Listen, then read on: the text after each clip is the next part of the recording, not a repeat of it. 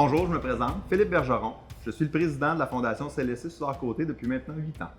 Bonjour, je m'appelle Marie-Ève Gosselin, je suis la coordonnatrice clinico-administrative du soutien à domicile pour le territoire d'Arthabasca-Érable. La Fondation est présente dans la région depuis 25 ans. Elle a été fondée en 1999 par Claude Charland, qui était à l'époque directeur général du CLSC. Lui ainsi que d'autres membres de la communauté se sont dit que ça nous prenait une fondation pour venir soutenir les activités du CLSC. En 25 ans, la fondation a évolué. Les besoins ont changé. Maintenant, on est rendu, la fondation supporte toutes les activités en lien avec le CLSC. Il s'en est passé des choses en 25 ans, Philippe? Tout à fait. En 25 ans, la fondation est née. En 2014, on a atteint notre premier million d'investis. L'an passé, on a franchi le cap du 2 millions d'investissements. Tout ça pour notre clientèle de la région. En 25 ans, les campagnes de financement ont été nombreuses. On peut penser à la campagne de Pointe-Saint-Hyacinthe chez Signé Garneau, à notre tournoi de golf, au souper des Mondays, à Mototourisme Bois-Franc, à Ride ta Fondation, ainsi que plusieurs autres campagnes de financement ponctuelles. L'ensemble de ces campagnes de financement permet de ramasser environ 300 000 $ par année.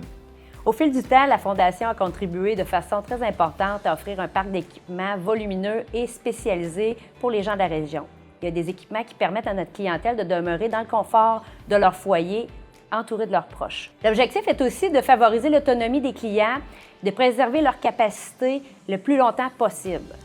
On est en mesure d'offrir un environnement qui permet aux usagers d'interagir avec son domicile de façon sécuritaire et d'éviter les blessures pour lui ou pour son proche qui en prend soin. Donc concrètement, on parle ici de l'installation d'un lit électrique pour un client qui est en soins palliatifs ou encore lors d'une sortie d'hôpital pour un soin post-opératoire, d'un banc de transfert pour pouvoir utiliser la douche de façon sécuritaire, d'une chaise d'aisance pour éviter une chute lors d'un déplacement la nuit pour aller à la salle de bain, de ridelles de lit pour s'appuyer et maintenir son autonomie lorsqu'il tente de se lever et d'utiliser un matelas spécialisé lors d'un soin de plaie spécialisé. Ce sont des milliers d'équipements qui sont disponibles et accessibles facilement, que ce soit à la sortie de l'hôpital, lorsqu'on fait face à un événement qui contraint notre autonomie fonctionnelle. Certains prêts nécessitent une référence professionnelle afin de s'assurer de bien répondre aux besoins qui peuvent être utilisés de façon sécuritaire et qui vont s'adapter également à l'environnement de la personne. Ils sont la plupart du temps prêtés pour une période prédéterminée selon la situation. Cela permet de faire également l'essai de certains produits avant d'en faire l'acquisition.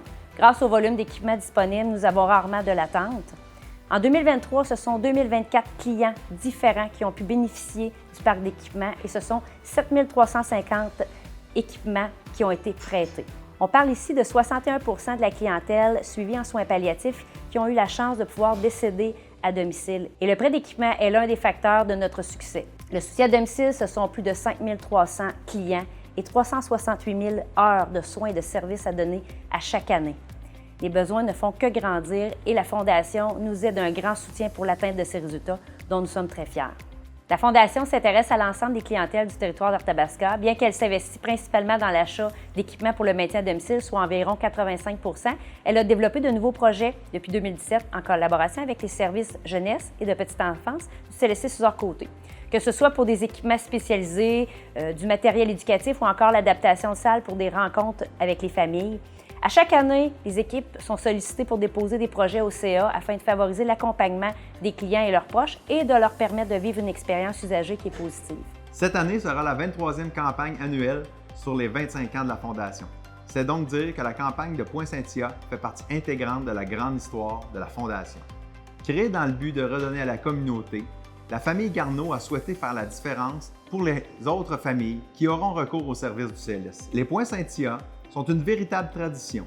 Année après année, c'est plus de 2000 Pointe-Saint-Hyacinthe qui sont vendus annuellement. Le premier tournoi de golf est arrivé dès le début de l'histoire de la Fondation. Il y a maintenant 8 ans, Construction Bois-Franc s'est joint à nous pour créer la classique Construction Bois-Franc. Le tournoi se différencie en étant un Happy Gilmore festif et amasse des sommes records année après année. Promutuelle Assurance Les Bâtisseurs a commencé à doubler les dons en 2020, une initiative qui est née en pleine pandémie puisque notre souper bénéfice avait été annulé. On peut penser aussi à notre traditionnel dîner poutine et diverses activités bénéfices qui se sont ajoutées chaque année. Lorsqu'on a recours au service du CLSC, on réalise également toute leur importance. La Fondation peut compter annuellement sur plusieurs familles d'usagers qui choisissent de faire des dons pour remercier et assurer la continuité des services. Les dons in memoriam sont également fréquemment utilisés par les familles pour passer au suivant en invitant les proches à faire un don à la Fondation. au lieu d'offrir des fleurs lors d'un décès.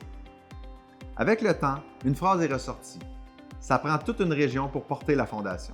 Et je crois qu'elle le décrit parfaitement. Avec une ressource, à la permanence, un conseil d'administration et des bénévoles dédiés, la Fondation CLSC Suzor-Côté arrive à faire une différence importante dans notre communauté en amassant environ 375 000 $ annuellement. On a vu apparaître une capsule temporelle, Philippe. Est-ce que tu peux nous en parler davantage? La capsule a été ouverte en juin 2024 lors de la classique Construction Bois-Franc. L'objectif, inviter les gens à déposer des mots, objets significatifs, reliés à la Fondation et à notre histoire avec la Fondation et leur famille. Plusieurs prix d'encan ont aussi été mis à l'intérieur, en prévision du 50e de la Fondation. J'ai bien dit 50e de la Fondation. Celle-ci sera fermée en décembre 2024 lors de la campagne de Poinsettia chez Signy Garneau. Par la suite, dans 25 ans, la capsule sera conservée pendant 25 ans au local du prêt d'équipement et dans 25 ans, nous procéderons à sa réouverture officielle. J'ai bien hâte d'y aller.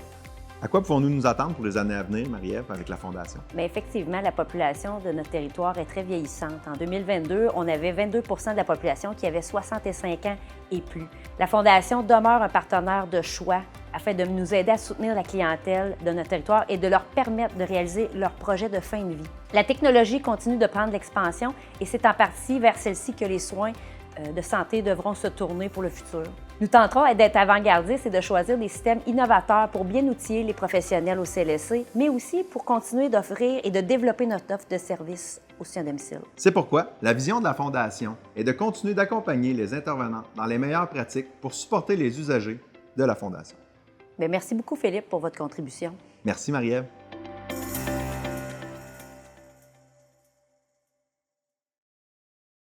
La Fondation CLSC Suzor-Côté, pour notre famille, c'est une vraie histoire de famille. Quand on entre dans le milieu hospitalier, bien souvent, on est dans la routine quotidienne du repas qui ne ressemble pas à ce qu'on veut manger, de la toilette qui n'arrive pas nécessairement au moment où on le souhaiterait, de l'aide puis du support. Mais quand on est à la maison et qu'on est capable de le faire pour nous, il y a une valorisation importante pour l'être humain qui est fondamentale dans la poursuite de sa santé mentale aussi. Et c'est ce qu'on a reçu.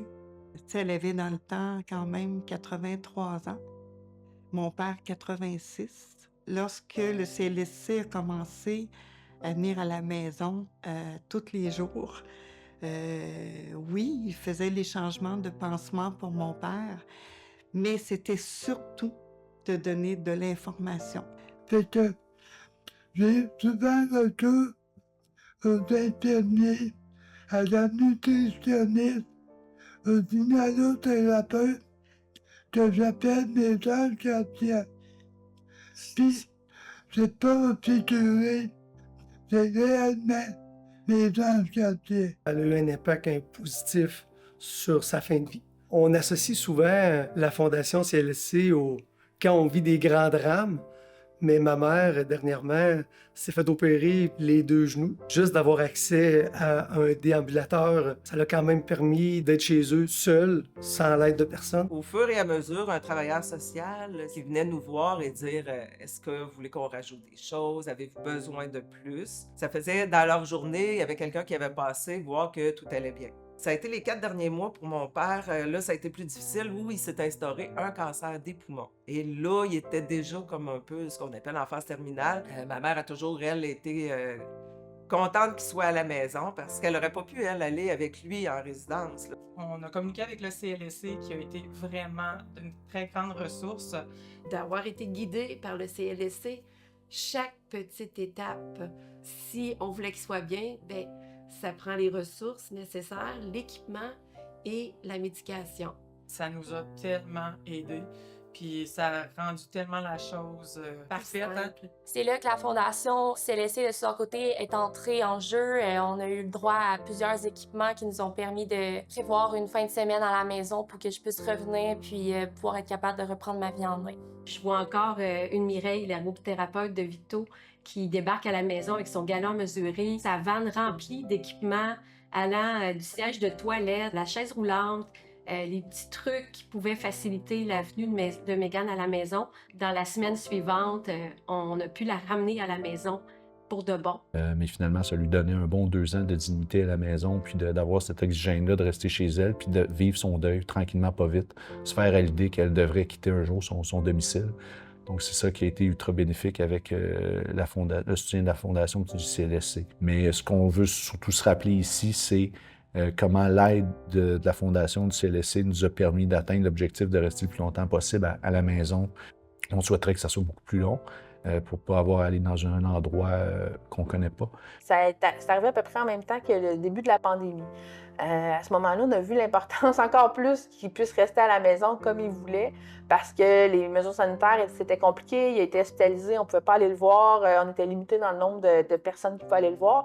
Mais en étant à la maison, on pouvait être avec lui en tout temps. On n'avait pas de restrictions. Toute la famille a pu être avec lui, l'accompagner vers la fin de sa vie. Puis sans l'aide de la Fondation CLSC, les choses auraient été plus pénibles. Ça a permis de réaliser les valeurs, je vous dirais, les demandes de mon père de décéder à la maison et d'accompagner surtout ma mère dans ces moments plus difficiles. Excusez. Ma mère est atteinte du Parkinson depuis environ, je vous dirais, une bonne trentaine d'années. Elle a toujours été résiliente face à sa maladie parce que, tu sais, justement, elle avait de l'aide autant de nous autres que de l'externe.